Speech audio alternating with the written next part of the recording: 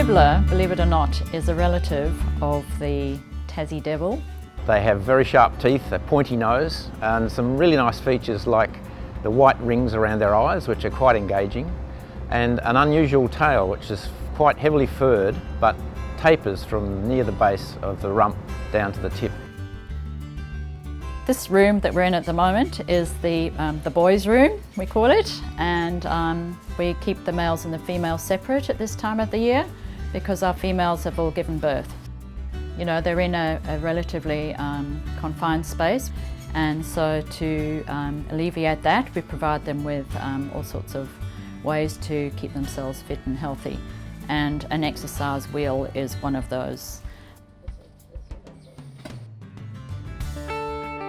I guess they're a very elusive species, and that's part of the challenge. They live in, I guess the main place they live is in the Fitzgerald River National Park, which is huge, and it's not always accessible. You can't go there when it's wet. Sometimes there are fires and everything's gone. So yeah, dibblers are very challenging, but very rewarding at the same time. Right at the very beginning, it was considered they were actually extinct. You know, they hadn't been seen for the best part of the early 1900s to the 60s. And through the rediscovery of them down at Chains Beach near Albany, it was realised, oh, they haven't become extinct. And so today we have released 888 little dibblers to 5 different areas in what would have been their former range.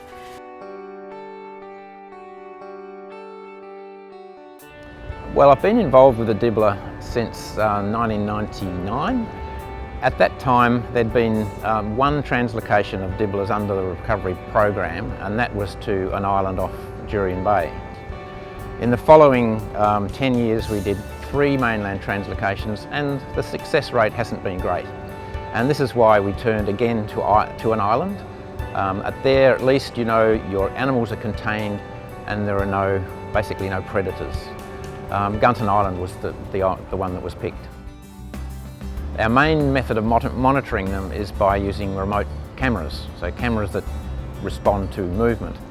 And we've gone from the dibblers turning up on 2 or 3 cameras to turning up on all of the 10 cameras we have right across the island. So it's going very well. The dibblers have moved across the island. We're also seeing juvenile dibblers on those cameras, so we can tell they're a bit smaller, but it means that the dibblers are breeding and the numbers are increasing.